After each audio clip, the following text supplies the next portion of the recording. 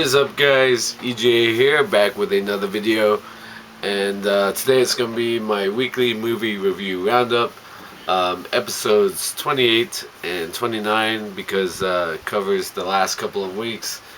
But I've only seen 4 movies in that time, and there's a couple of reasons. One, right now it's the summer of football with the Euros, the European Championships, and the Copa America going on at the same time. I'm deep in football. I'm watching all the games of both tournaments. Of course, I'm about to actually watch this crappy England game. I already know the score from today. But yeah, my life right now is consumed with the Euros mainly, and the Copa America, which I've been enjoying. So I haven't had really much time to make videos or watch movies, and only 4 movies in the past couple of weeks, because also Netflix only sent me 1 movie this past week and only 3 the week before. So anyway, hopefully let's keep it a short video today.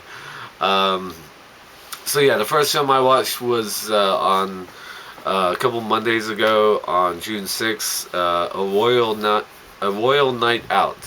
Directed by Julian Gerald, starring Sarah Gadon. This film takes place on VE Day in 1945, Victory in Europe Day, when the war between, I guess, at the time, UK Allied forces and Germany ended, and it revolves around the young princesses, Queen Elizabeth, now Queen Elizabeth, and her sister, Princess Margaret, wanting to go out and celebrate with the people the victory in Europe, the victory over Germany, momentous occasion in London. Great pictures and scenes, if you've seen footage from like victory in Europe back then. So very interesting time period. At the end of the war, when Britain were victorious over Germany, etc. Yeah, like I said, Sarah Gadon plays Princess Elizabeth, or Elizabeth, as she's known throughout the movie. Her sister, Margaret, is played by Belle Powley, and they're really posh, young English princesses, as you would imagine, and they want to go out for a night on the town and celebrate with the people. Much to the chagrin of her parents, the Queen, played by Emily Watson, and her father, the King, played by Rupert Everett. But of course, eventually they persuade them to let them go out, of course, under armed guard. So the main story is really about Princess Elizabeth and her night on the town. She meets a young airman, young guy in the army, who doesn't really see eye to eye with the politics of the situation. The king makes this great speech. What the King's Speech, the movie The King's Speech, was all about. There's a great moment where they're in a bar, a pub, and the King's Speech comes on the radio, and everybody in the pub just stops listening, and Princess Elizabeth and this young guy, Jack, who she's sort of met and is flirting with, and takes her throughout London for the night. He's the only one who doesn't sort of sit there and listen intently like the rest of the people in the pub do. That's a good moment. It's an okay film, not really my cup of tea. Definitely something my mom would enjoy. Yeah, it's really about an era she knows very well, and is more familiar with. But I am interested in World War II history, and there isn't really much sort of dealing with the end of the war and celebrating VE Day in 1945. So A Royal Night Out, I gave a 6 out of 10. Alright, moving on to June 8th, Wednesday last week. I finally got to see Deadpool, directed by Tim Miller, of course, starring Ryan Reynolds. Yeah, fantastic fun, great movie. Ryan Reynolds, fantastic, of course. Born to play Deadpool. Yeah, just great as what's his actual name? Wade. Yeah, he's a former Navy SEAL turned small-time mercenary. He shacks up with his a girl played by Morena Baccarin, really good in this movie as well.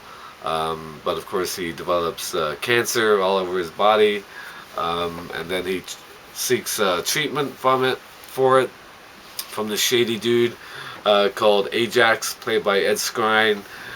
He of course puts Wade through all sorts of pain and torture and disfigurement. But during his treatment, it turns Wade into Deadpool, a guy who can heal himself, accelerated healing powers, and of course he seeks vengeance once he breaks away from this sort of underground hospital slash institution where he's been held up by this guy, Ed Skrein. And then of course he dons the alter ego of Deadpool, cracking wise and counting bullets. So many great moments, so many just really funny, cool dialogue, lots of great slow motion and sort of freeze frame action scenes, and Ryan Reynolds' delivery of the character is just really funny, really loads of fun. He even makes fun of his role in the Green Lantern, that kind of stuff. Yeah, just really cool film. Yeah, it makes fun of the X-Men, how he doesn't want to be an X-Men, and all that kind of stuff. There are a couple other X-Men in the film. Colossus, played by Style Dane. Is that? No, that can't be right. Sorry, Stefan Kapicic. Very kind of the fakest looking character I thought in the movie was Colossus. And then you have Brianna Hildebrand playing Negasonic. So yeah, as I was saying, Brianna Hildebrand plays Negasonic Teenage Warhead. I thought she was good. But this film is really all about Ryan Reynolds as Deadpool. Just fantastic. There's some fun moments while he's living with a blind black woman, which is kind of interesting. But yeah, Ryan Reynolds, always been a fan of his. I've always liked his sort of glib delivery.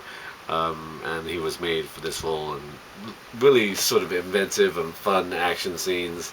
Yeah, I really had a blast watching it. So Deadpool, I gave a 8 out of 10. Alright, moving on to June 9th. On I think that would be Thursday last week, I watched Anomalisa. Yeah, animated film, was nominated for Best Animated Film at the Oscars this past year. Co-directed by Duke Johnson and Charlie Kaufman. Charlie Kaufman wrote the screenplay based on a play that he wrote as well. Yeah, really interesting sort of offbeat stop motion animated film starring the voice of David Toulis. He plays Michael Stone, who's a British English motivational speaker. Comes to like a Midwestern American city, I think it's Cincinnati, to sort of do a conference, a talk, and he goes and stays in this hotel. But it's a really sort of weird, mundane look at his life, because all the voices he hears around him, from people on the airplane as he's coming across, to people he meets at the hotel, to his colleagues that he talks to on the phone, they all have the same voice, and that voice is voiced by Tom Noonan. The only other voice in the film is provided by Jennifer Jason Leigh, who is a big fan of his, this motivational speaker. He meets her and her friend at a bar, and he picks her up, and he takes her back. They have a connection, and Jennifer Jason Leigh's voice is the only voice he hears when she talks. But when other people talk, it's Tom Noonan doing all the voices. So it's all these very mundane, very monotonous, same sounding voices that he hears besides Jennifer Jason Leigh's natural voice. And so yeah, he takes her back to his room. They have sex. They fall in love. There's a very sort of graphic love-making scene, sex scene. Very odd for an animated film, but this is an adult animated, not a adult XXX animated film, but it's not a kids movie, that's for damn sure. Because this sex scene is pretty graphic for an animated movie. Yeah, it's an interesting little film. I've always liked David Toulis, great British actor. He's sort of perfect for this role, and I like how they come by the title because he can hear Lisa's voice. Uh, it's an anomaly, so he nicknames her Anomalisa, and hence you have the title of the movie. There's not really much of a plot to speak of because beyond that, this I heard this actually was like a 40-minute project at first, but I'm a huge fan of Charlie Kaufman, from Being John Malkovich to adaptation films. Other films he's done. Fantastic writer. Um, the Eternal Sunshine of the Spotless Mind. Yeah, fantastic writer. Big fan of his work. This one not as much as those others, but still pretty inventive. Little animated adult movie. So Anomalisa, I gave a 7 out of 10. I want to say maybe a 6. I don't remember right now. Actually, hell, I can look it up right now. Well, I didn't actually give it a grade. Okay, I'm giving it a grade now. 7 out of 10. Alright, moving on to this past week on Friday, which would have been the hell day was Friday. I think it was the 17th. Yeah, Friday was the 17th. I watched 10 Cloverfield Lane, directed by Dan Trachtenberg. Sort of a pseudo sequel to the sci-fi horror sort of found footage Cloverfield from 2008, I want to say. Yeah, really cool film that I liked a lot. A sort of mysterious monster attacks New York, and a bunch of young adults are having a party, and they hear noises, and guys videotaping everything, and they sort of videotape this attack on New York from afar until it gets really close. Yeah, this one's a little bit different. Mary Elizabeth Winstead plays Michelle. She, at the beginning of the movie, leaves her fiance, and she sort of just drives off upstate. Her car crashes, and she then wakes up in a bunker, in a room in a bunker that's being run by John Goodman, and John Goodman's holding her captive. She doesn't know why at first, but he explains to her some sort of chemical or nuclear attack has happened outside, and they can't leave, but they have enough food and air to survive down in this bunker he's made in the land outside his farmhouse. He's also holding another guy there called Emmett, played by John Gallagher Jr. He actually helped John Goodman build this bunker, and when this attack happened, Emmett forced his way into the bunker, so he tells us, because he knew that was the best place to take shelter. Yeah, really, really intense, sort of gripping, claustrophobic film with two terrific performances, Mary Elizabeth Winstead and John Goodman, battling wits.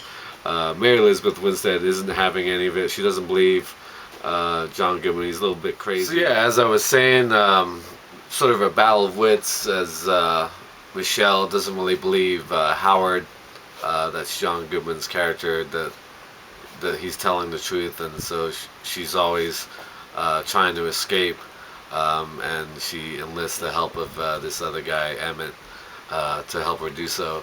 Yeah, just a really cool film. I dug it. Always been a huge fan of Mary Elizabeth Winstead. John Goodman, terrific. Really one of his best performances in years.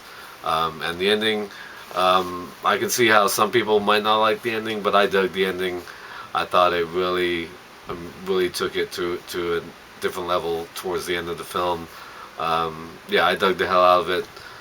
10 Cloverfield Lane, along with Deadpool, my two favorite films of 2016 so far.